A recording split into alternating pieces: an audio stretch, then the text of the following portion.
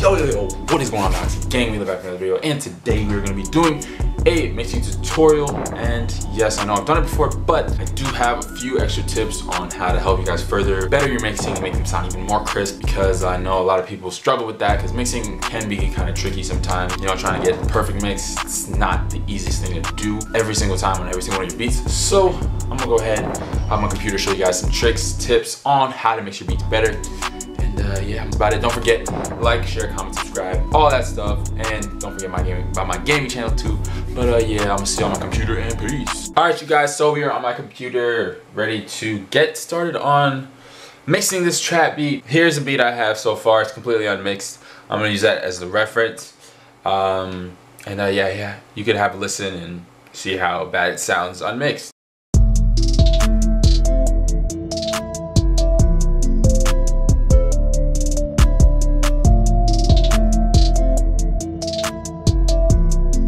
So as you can tell, there's a lot wrong with that beat. Well, if you're not able to tell and you're not really listening on like mixing headphones or studio monitors, the 808's kind of low. You can't really hear it that much.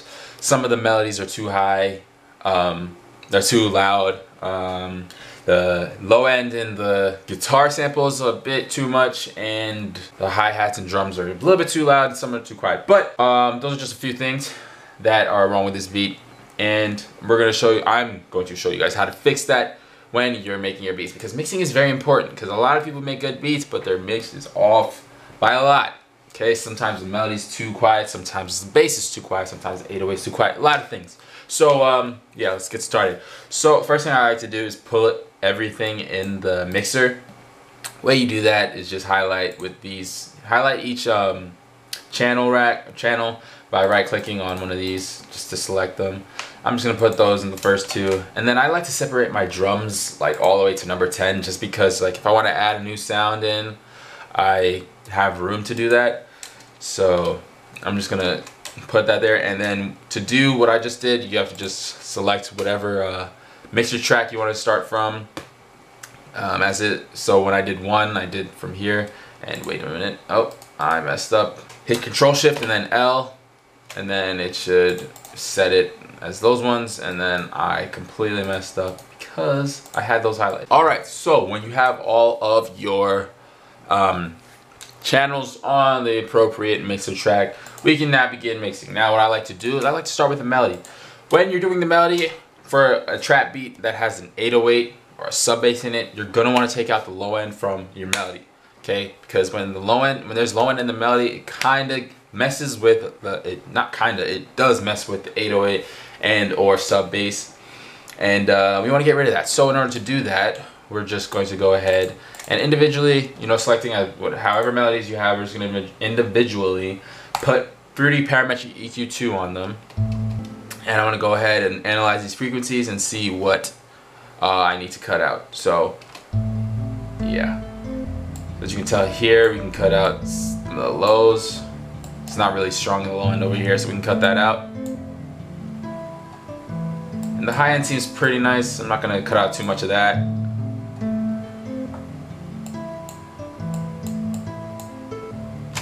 So yeah, there's that. Now next I'm going to move on to the second sound, which is like my bells or whatever. Pretty parametric EQ. Oops. Bring this down here. Scroll these down.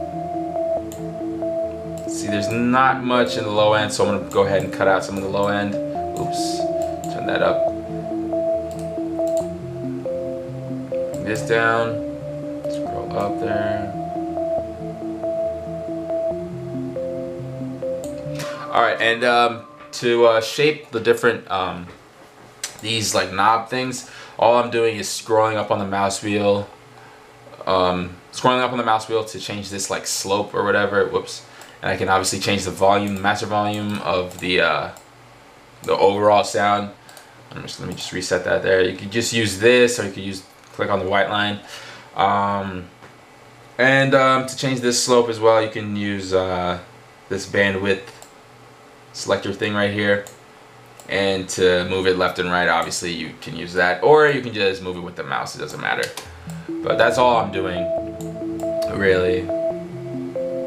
As you can tell, there's some low end, but I want to get out as much of the low end as possible because there is an 808, and 808s have a lot of low end, obviously.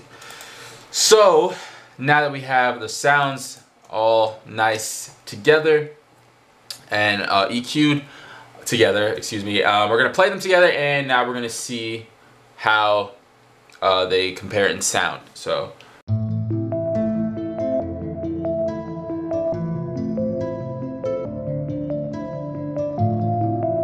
Alright, so that's cool. Now that I've analyzed it a little bit, now what I'm going to do is, by preference, now this is what I like to do. What I like to do with my bells, I like to have them in the background.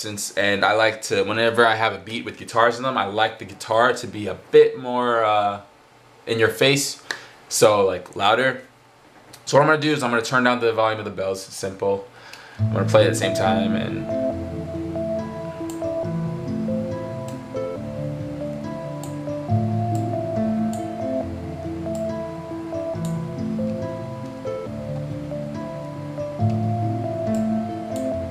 so I think that sounds about right.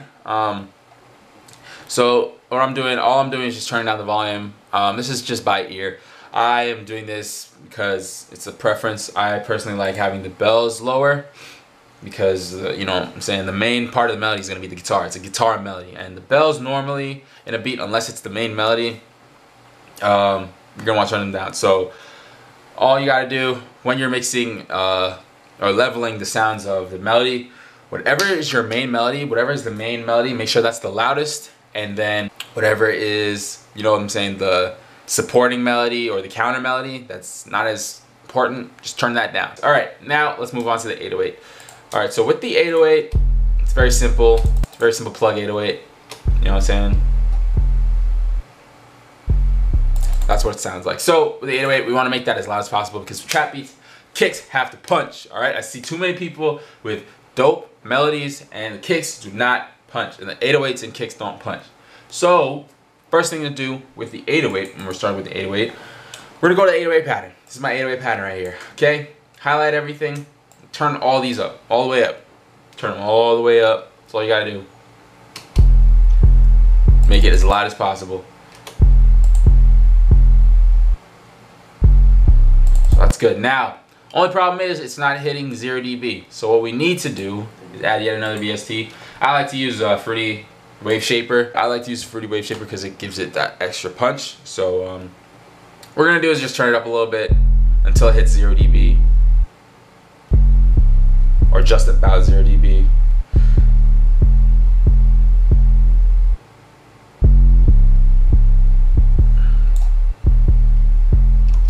So I think right there is about fine. When we get it there, then we're gonna want to EQ it just a little bit, of course.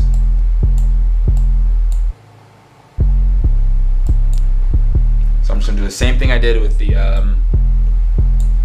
the melodies, and just make sure you just drag it until it starts sounding a little off. So right here is obviously pretty weird. It starts sounding muffled, so we're gonna want to get rid of that. Just leave it there. Alright, and that's that. Now next we're going to move on to the kicks. Same thing with the kicks. I'm going to do the exact same thing. Go ahead to the piano roll, turn them all the way up. Now, and add your wave shaper to the kick. Make sure it's hitting 0 dB. Perfect. And then to play it together just to hear what they sound like.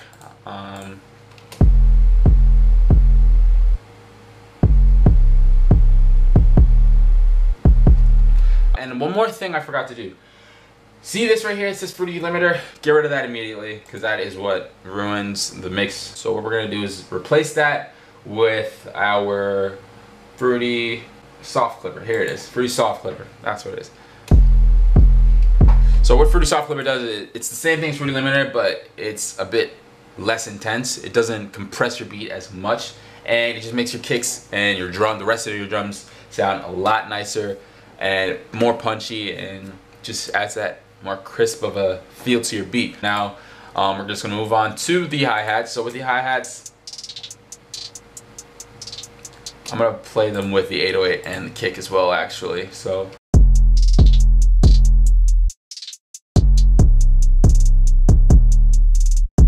So I think they're at a nice volume, but I like to put what's it called? Reverb on my hi-hats. So I'm gonna go ahead and do that right now. I'm just gonna put for reverb too. Nothing special. It's just a preference for me. I just like putting reverb on it. And now the clap I'm gonna add in as well. Oh, and I forgot, gotta EQ the hi-hats too. Let me EQ the hi-hats real quick. Oops, let me forget about the clap. I'm gonna turn that off for now.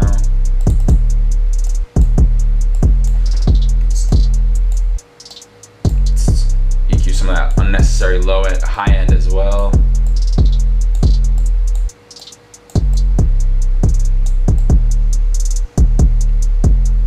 I'm gonna turn it up just a little bit as well. Here.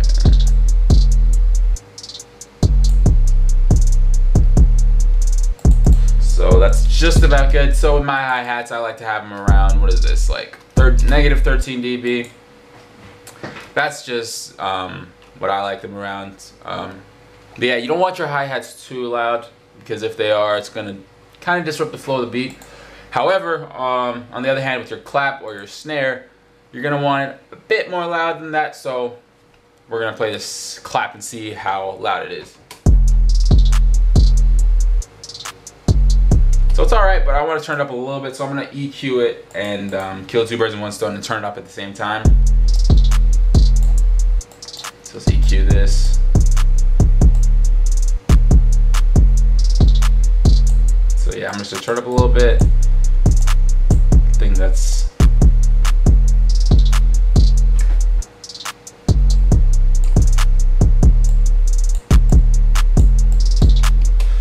and that sounds about good to me. So yeah, when you're doing your snare, your 808, or snare, your clap, excuse me, I like to leave them around -5 or -6 dB. That's just a very nice area for me. So like right around here, you can tell in the top left, you can also see where it says the decibel rate or count or whatever.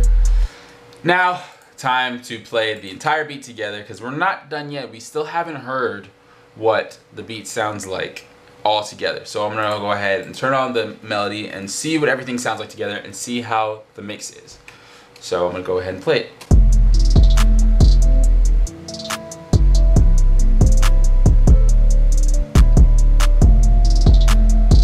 All right, so as you can tell, beat, it's not done yet, because it still feels a little bit, you know what I'm saying, there's a little bit more clashing. So what I'm gonna do is I'm going to go ahead and turn these 808s down just a little bit, and I'm going to play it at the same time. So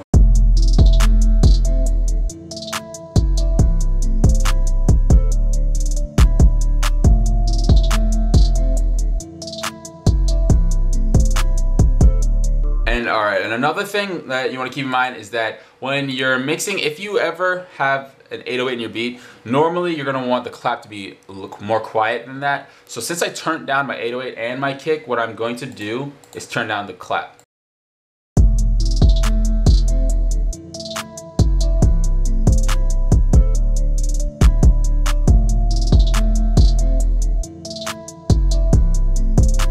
So yeah, there we go. As you can tell, the clap is more quiet than the kick and the 808.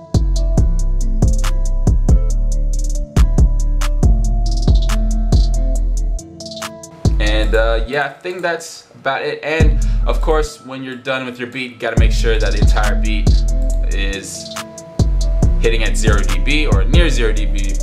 Otherwise, it's probably gonna be too quiet when you export it and listen to it back. But I think that's about it. Hope you guys liked the video. Hope you learned something. hope you're now able to mix your beats better. If you liked it, don't forget to leave a like, share, comment, subscribe, all that stuff. And I'm gonna see y'all in the next one. Peace.